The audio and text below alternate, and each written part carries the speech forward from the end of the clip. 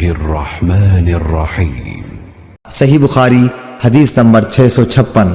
حمید طویل نے بیان کیا، کہا کہ مجھ سے انس بن مالک رضی اللہ تعالی عنہ نے بیان کیا کہ بنو سلمہ والوں نے یہ ارادہ کیا کہ اپنے مکان جو مسجد سے دور تھے چھوڑ دیں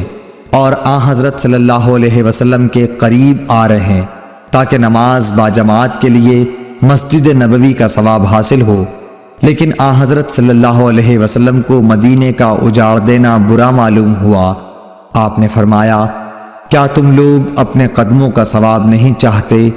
مجاہد نے کہا، سورہ یاسین میں وآثارہم سے قدم مراد ہیں، یعنی زمین پر چلنے سے پاؤں کے نشانات۔ صحیح بخاری حدیث نمبر 657۔ حضرت ابو ہریرہ رضی اللہ تعالی عنہ سے روایت ہے، انہوں نے کہا کہ نبی کریم صلی اللہ علیہ وسلم نے فرمایا کہ منافقوں پر فجر اور عشاء کی نماز سے زیادہ اور کوئی نماز بھاری نہیں، اور اگر انہیں معلوم ہوتا کہ ان کا ثواب کتنا زیادہ ہے اور چل نہ سکتے تو گھٹنوں کے بل گھسٹ کر آتے، اور میرا تو ارادہ ہو گیا تھا کہ مؤذن سے کہوں کہ وہ تکبیر کہے، پھر میں کسی کو نماز پڑھانے کے لیے کہوں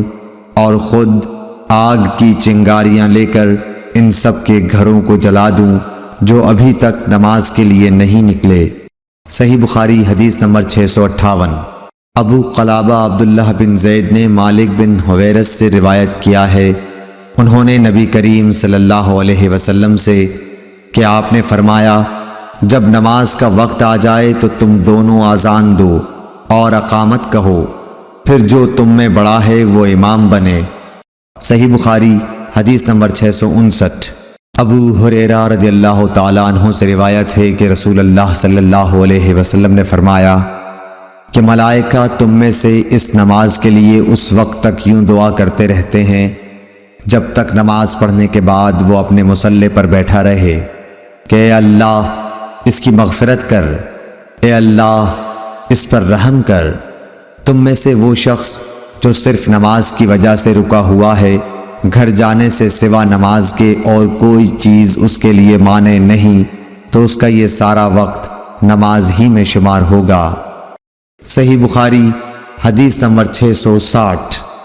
حفص بن عاصم نے ابو ہریرہ رضی اللہ تعالی عنہ سے روایت کیا ہے،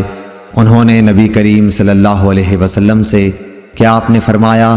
کہ 7 طرح کے آدمی ہوں گے جن کو خدا اس دن اپنے سائے میں جگہ دے گا جس دن اس کے سائے کے سوا اور کوئی سایہ نہ ہوگا۔ اول انصاف کرنے والا بادشاہ، دوسرے وہ نوجوان جو اپنے رب کی عبادت میں جوانی کی امنگ سے مصروف رہا، تیسرا ایسا شخص جس کا دل ہر وقت مسجد میں لگا رہتا ہے، چوتھے 2 ایسے شخص جو اللہ کے لیے باہم محبت رکھتے ہیں اور ان کے ملنے اور جدا ہونے کی بنیاد یہی للہ المحبت ہے، پانچواں وہ شخص جسے کسی باعزت اور حسین عورت نے برے ارادے سے بلایا لیکن اس نے کہہ دیا کہ میں خدا سے ڈرتا ہوں، چھٹا وہ شخص جس نے صدقہ کیا مگر اتنے پوشیدہ طور پر کہ بائیں ہاتھ کو بھی خبر نہیں ہوئی کہ داہنے ہاتھ نے کیا خرچ کیا، ساتواں وہ شخص جس نے تنہائی میں اللہ کو یاد کیا اور بے ساختہ آنکھوں سے آنسو جاری ہو گئے،